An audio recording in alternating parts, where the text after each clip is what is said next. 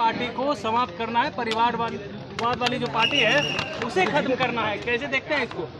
देखिए, पार्टियां और नेता सिर्फ और सिर्फ जनता बनाती है। ये भारतीय जनता पार्टी की आइडियोलॉजी का एक हिस्सा रहा है, उस पर मैं कोई टिप्पणी नहीं करूंगा। पर अंतोगत्वा मुझे लगता है कि तमाम बातें जनता के हाथ में है। जनता किस राजनीतिक दल को देखना चाहती है। भाई, मेरी पार्टी को समाप्त करने का तो पूरा प्रयास किया, पूरा षड्यंत्र मौजूदा मुख्यमंत्री के द्वारा रच ही दिया गया था। मेरी पार्टी के 6 में से 5 सांसदों को तोड़ लिया गया। क्या हुआ? समाप्त हो गई। आज भी जिस तरीके से जनता का प्यार मेरे कार्यक्रमों में आप देख लीजिए, जिस तरीके से मुझे मिलता है, अंतोगत्वा मैं मानता हूँ जनता ही आपको बनाने वाली है, जनता ही आपको समाप्त करने वाली होती है। ऐसे में उनकी पार्टी की एक आइडियोलॉजी ज़रूर है, उसमें मैं कोई टिप्पणी नहीं करूँगा। उनकी वो सोच हो सकती है, पर अंतोगत्वा मेरा विश्वास जनता पर है। बिहार सरकार के मंत्री है श्रवण कुमार, उन्होंने आपको बच्चा बताया है, राजनीतिक बच्चा बता दिया, और आपके क्षेत्र में इन दिनों लगातार वो जा रहे हैं। भाई, कोई बात नहीं, मुझसे उम्र में बहुत बड़े हैं।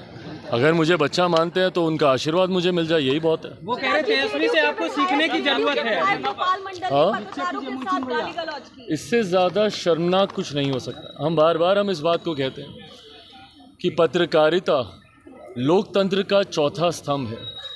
ऐसे में पत्रकारों पे किया गया कोई भी हमला, ये लोकतंत्र पे ही किया गया हमला है। इस तरीके से गाली गलौज करना, जिस तरीके की अभद्र भाषा का इस्तेमाल किया गया है, ये दर्शाता है उनकी मानसिकता को, उनकी सोच को, जो पूरी तरीके से गलत है।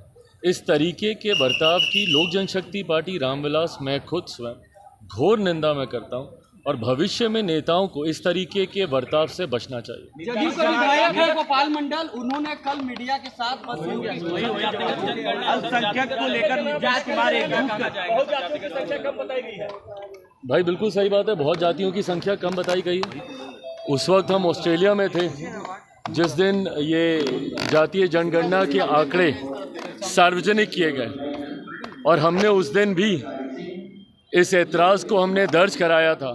पहली बात तो भैया, ये जनगणना कैसे हुई किसी को नहीं पता, किसी को इस बात की जानकारी नहीं है। आप अधिकांश लोगों से पूछ लीजिए राह चलते हुए, बल्कि मैं चाहूँगा कि आप लोग ये सर्वे कीजिए, मीडिया के साथ ही जाएं, कैमरा लेकर पूछें, आम जनता से पूछें कि क्या आपके घर कोई आया था, क्या आपसे पूछा गया था।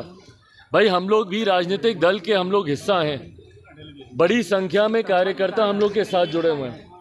अधिकांश कार्यकर्ता ये बोलते हैं कि भैया हम लोग यहाँ कोई नहीं आया पूछने। तो ऐसे में ये जनगणना हुई कैसे? जिस वक्त इस जनगणना के प्रोसेस को तैयार किया जा रहा था, उस वक्त भी हमने कहा था कि एक सर्वदलीय बैठक बुलाइए, नहीं तो इसका भी हाल शराबबंदी जैसा होगा। और उस सर्वदलीय बैठक में हर पार्टी का राय मशवरा लिया जाना चाहिए कि इस जनगणना को कैसे किया जाए, ताकि सही आंकड़े सरकार के पास आए। और उसके बाद आज जिस तरीके के आंकड़े सामने आए हैं, ये पूरी तरीके से दर्शाते हैं कि भैया एक जाति विशेष को आप लाभ पहुंचाना चाह रहे हैं। जिस समीकरण की आप बात करते हैं, जिस समीकरण के सहारे आपने लंबे समय तक बिहार को बर्बाद करने का आपने काम किया, उसी समीकरण को आप बढ़ा चढ़ाकर आप दिखाना चाहते हैं। और बाकी तमाम जाति को, और मैं अलग अलग जमात में आने वाली जातियों की बात कर रहा हूँ, अनुसूचित जाति जनजाति में जितनी छोटी जातियाँ हैं उनको कम करके दिखाया गया है, पिछड़ा वर्ग में जितनी छोटी जातियां हैं उनको कम करके दिखाया गया है। और सबसे बड़ी बात भैया कि विश्वास ही सरकार पे कैसे हो जब इस प्रोसेस को ही आपने सार्वजनिक नहीं किया। पारदर्शिता जिस प्रोसेस में बढ़ती ही नहीं गई, तो ऐसे में भैया बंद कमरे में बैठ के आपको जो आंकड़े दिखाने आप बता दीजिए, उसमें कोई आपको क्या बोलेगा। पर ये सही आंकड़े तो कम से कम नहीं है, इतना मैं विश्वास से कहता हूं।